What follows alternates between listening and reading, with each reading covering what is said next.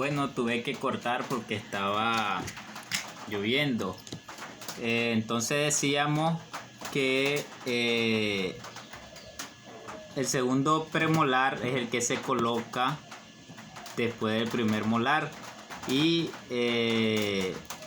la vertiente mesio-vestibular del segundo premolar superior tiene que ocluir en la vertiente distal del segundo premolar inferior, y su vertiente mesial del primer premolar inferior tiene que ocluir en la vertiente distal del primer premolar superior, de tal manera de que la cúspide quede entre la vertiente mesio-vestibular del segundo premolar y la disto-vestibular del primer premolar superior. Una vez que ya tenemos posicionado nuestro segundo premolar, siempre nosotros tenemos que ir viendo respecto al plano de orientación por cada pieza que nosotros vayamos colocando. Después seguiría lo que es nuestro segundo molar inferior. Para eso vamos a quitar cera para hacer el nicho y poder posicionar así nuestro segundo premolar, nuestro segundo molar inferior. Entonces calentamos lo que es nuestra espátula y formamos lo que es el nicho donde va a ir posicionada nuestra segunda molar inferior. Limpiamos la cera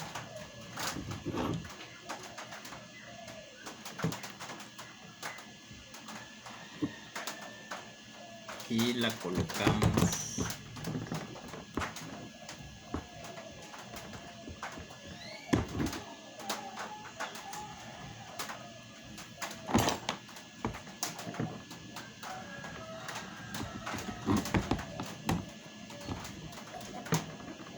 De tal manera que haga contacto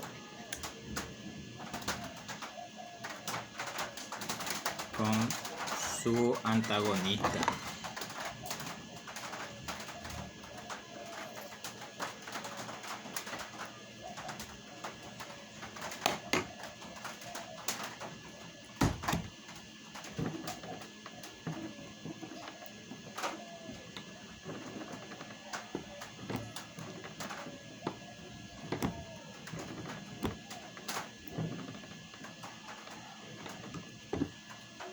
Ahí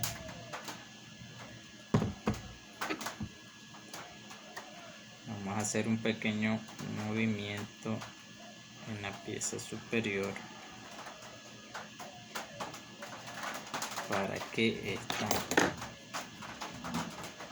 haga un contacto adecuado.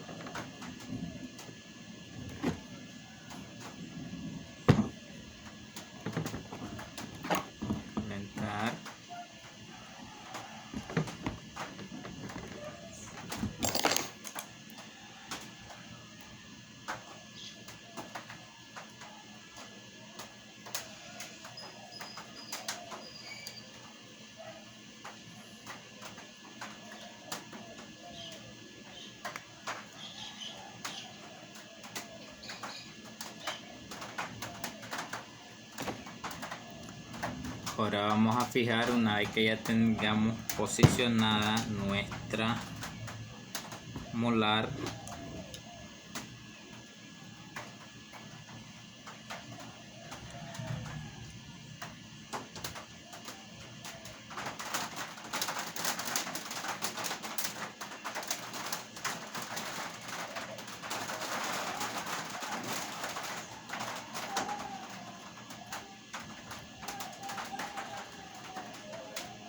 Obviamente este plano de oclusión inferior se va a ir elevando debido a la curva de compensación que se formó.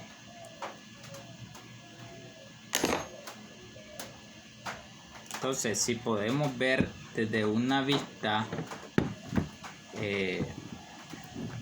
frontal, como a este lado tenemos una oclusión plana y a este lado vemos cómo se va elevando, de tal manera de que eso nos permite formar esa curva de compensación. Podemos verla ahí y la tenemos, la curva de compensación. Ahora el último diente al colocar es el primer premolar inferior, que la literatura dice también que si en dado caso no nos alcanzaría la segunda molar, entonces podríamos empezar a articular desde los segundos premolares, de tal manera que siempre dejemos la oclusión en clase 1 de Angle.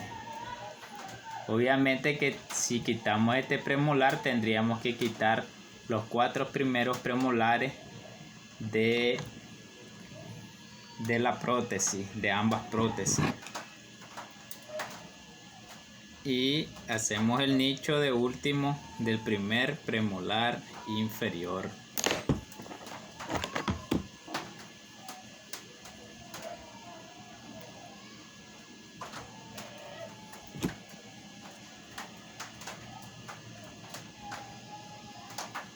Lo posicionamos perpendicularmente de tal manera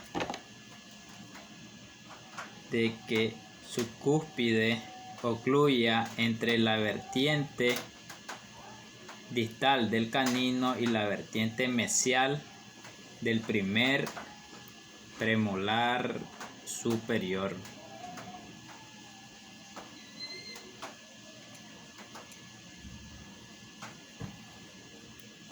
Y ahí sería que nosotros ya concluimos lo que es la articulación de nuestras piezas.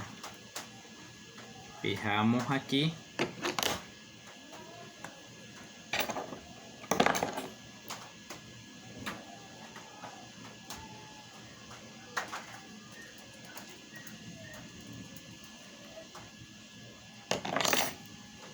Y vemos cómo ocluye nuestro primer premolar. Vemos que tenemos balanceada la articulación. Para darnos cuenta si tenemos una articulación, una oclusión balanceada,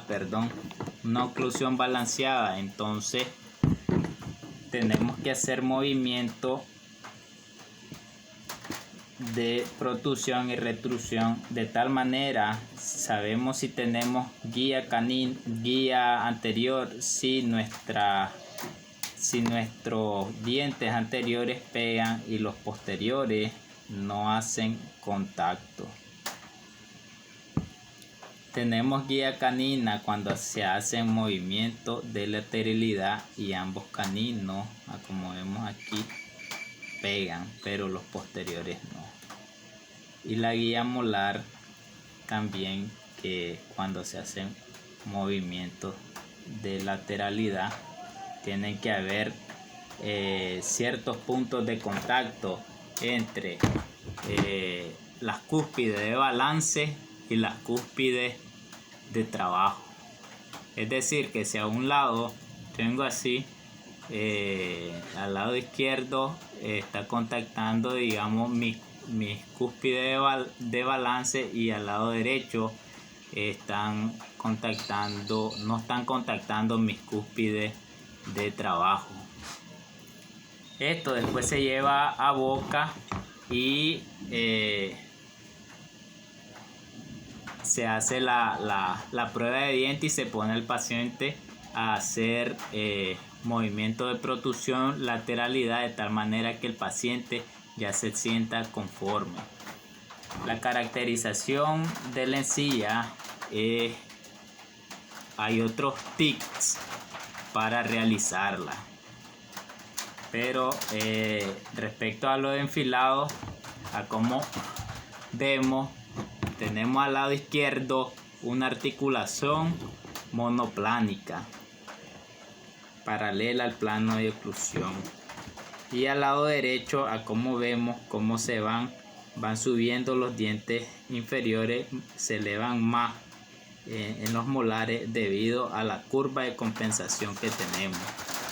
Recordando que en la normoplánica pues se articulan en la monoplánica se articulan lo que son los dientes anterosuperiores, anteroinferiores, después todos los dientes posteriores, y lo único que no contactan son los laterales. Tenemos un overjet de 2 milímetros, pero overbite lo tenemos de 0. En esta articulación poliplánica tenemos lo que son las curvas de compensación, y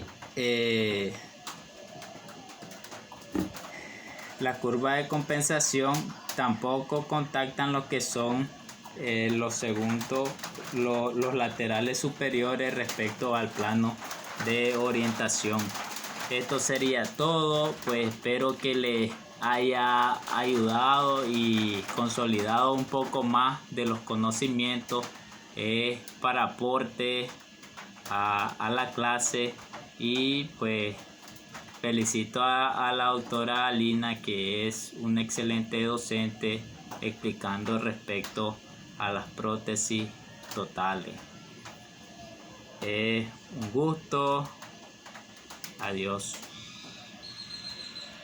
En otra ocasión estaremos haciendo el video de caracterización.